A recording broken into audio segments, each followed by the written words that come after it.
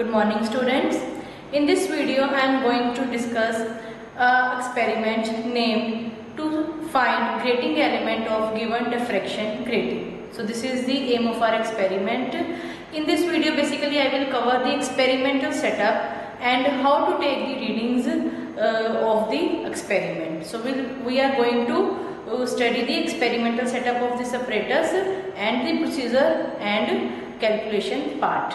So the aim, once again I am repeating, to find grating element of given diffraction grating. So what is grating element? You know, as I have already discussed with you in first part of this video, that grating element, it is the reciprocal of number of lines in 1 centimeter, and moreover it is the characteristic property of diffraction grating. So let us focus on the experimental setup of this experiment. So this you can see, this is the whole experimental setup of this experiment, and this part, this is called optical bench and these are the three different components which we are going to use in our setup. So I will explain you all the components one by one. First of all, let us take into consideration this optical stand. This is optical stand and these are the screws of optical stand. With the help of these screws you can level this stand. Fine, you can either open these screws or you can close. With this what will happen, you can level this stand. Let us focus on the first component, that is laser. This is semiconductor laser which we are going to use. This you can see, this is diode laser, this is its supply. This diode laser, it is mentioned with the laser that this laser is of 6500 Armstrong. Fine. So the wavelength of this laser is 6500 Armstrong. This is the diode laser. This part, this you can see it clearly. This is the laser. Here the connection is made, already made. This part is the semiconductor laser. Fine. Second component of this experimental setup is this diffraction grating. These are just simple stands. This glass plate, I will explain you here. This glass plate is called diffraction grating. So what is this diffraction grating? Diffraction grating, it is simply a glass plate which is containing large number of parallel lines. You can see from here, this grating, it is containing large number of parallel lines, opaque and transparent. You will say that the lines are not visible here. Why? Because in this grating it is written that it is containing 500 lines per millimeter. You can see this grating is containing 500 lines per millimeter. 500 lines per millimeter means it has 5000 lines per centimeter. So the lines are placed so closely to each other such that our eye cannot resolve between two lines. That is why it appears as if this is simply a glass plate without consisting of any lines, but actually it is containing 500 lines per centimeter. We can say it is containing large number of parallel lines, opaque and transparent alternatively. So this is your grating, whose grating element you want to find. And the third component, this is simply a you can say screen where we will observe our diffraction or interference pattern. This is simply just a screen. I have pasted a graph paper on the screen so that we can take the readings, we can measure the distances easily. So these are the different components of this experimental setup. So now I will discuss with you how to take the readings. So for taking reading, let us focus here. Here we have to make initially two adjustments. First adjustment is that you can see, first of all, let me explain you, let me brief you the theory in one line only. What is happening here? Basically this is laser source, a light coming from laser passing through this grating. When the light pass through this grating which is containing large number of opaque and transparent lines, or we can say large number of parallel slits. So when the light from the laser falls on this grating, the number of what happens? Light gets diffracted and we will get a number of diffracted rays. Fine. When light from this laser falls on this grating, the beam get diffracted, diffraction of beam will take place, and as a result, when the light comes out of this grating, it is basically large number of diffracted rays. Now, why large number of diffracted rays? Because we are having large number of slits in this grating.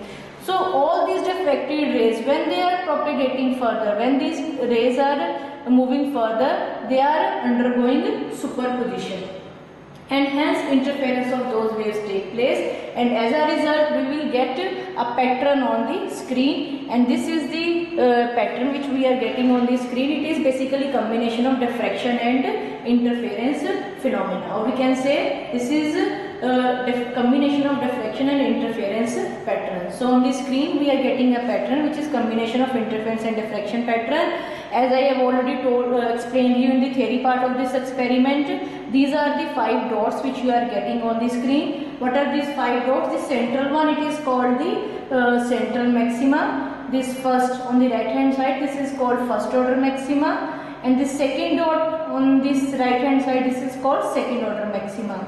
Similarly, we will have the first order maxima on the other side of the screen or of the central maxima, and second order maxima on the other side of the screen. So these are the 5 dots which we are getting, which is the maxima, which corresponds to maxima, and these dots is the combination of interference and diffraction pattern. You can observe these dots from the upper point also.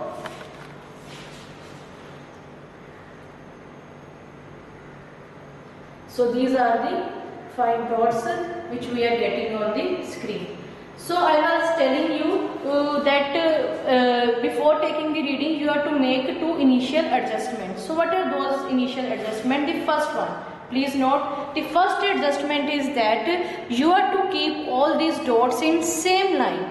So what you have to do for that, you can move these screws. You can move these screws of this optical bench, and by moving these screws you will get all the 5 dots in same horizontal line. These all 5 dots should be in same horizontal line. As you can see, I have made this adjustment. These all dots are in same horizontal line, and if these are not in same horizontal line, you can make the adjustment by moving these screws. By moving these screws you can make the adjustment.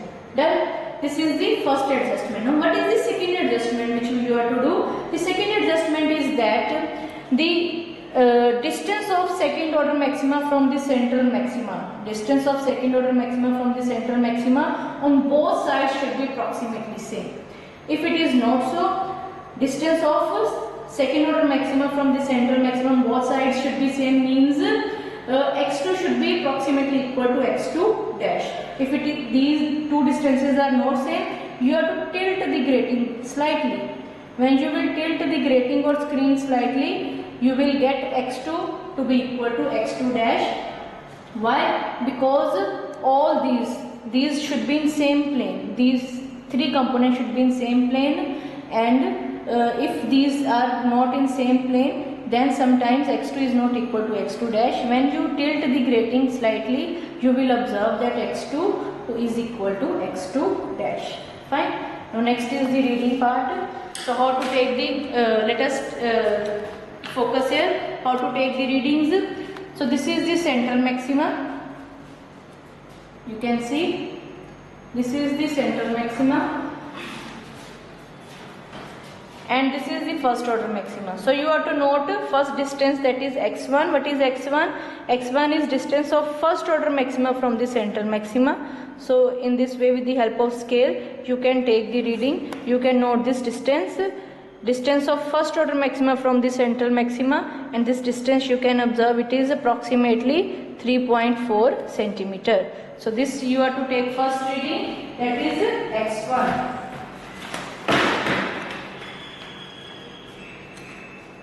Fine.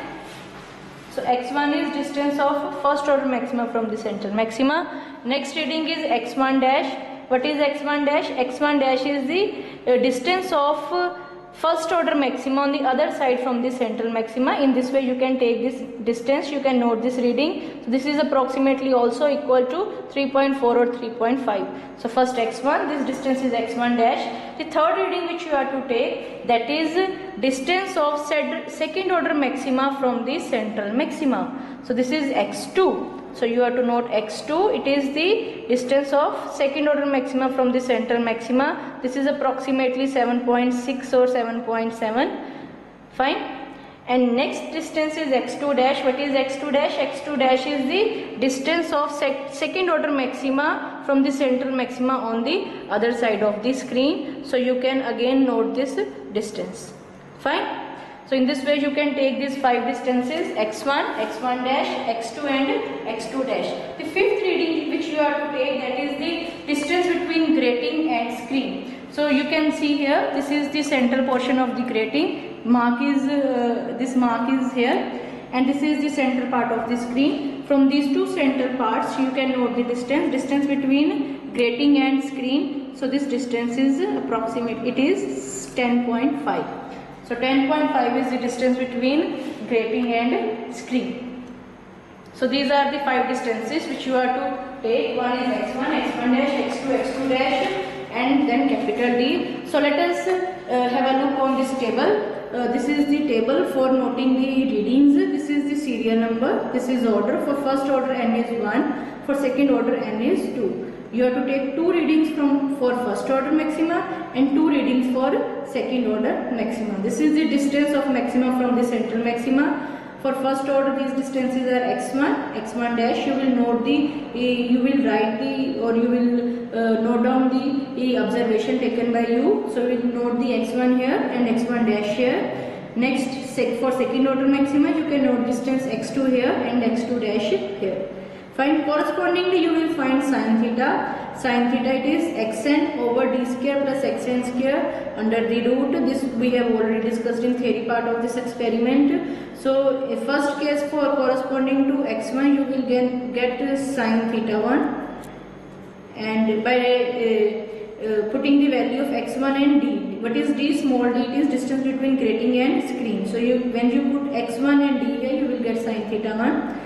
And similarly sin theta 1 dash and sin theta 2, sin theta 2 dash. And what is the formula for grating element? This, as we have already derived, a plus b, it is n lambda over sin theta n. So for first order n is 1, for second order n is 2, and moreover lambda, in the starting I have told you that lambda is the wavelength of laser which is given to us. It is 6500 Armstrong. It is constant throughout the experiment. So we will put the value of lambda as 6500 Armstrong, sin theta from here and from here, and you will get 4 values of a plus b. Here a plus b is the grating element. So 4a plus b, and in the last you will take mean grating element, mean of these 4 readings. How you can take mean? By adding the 4 readings and then divide by factor 4.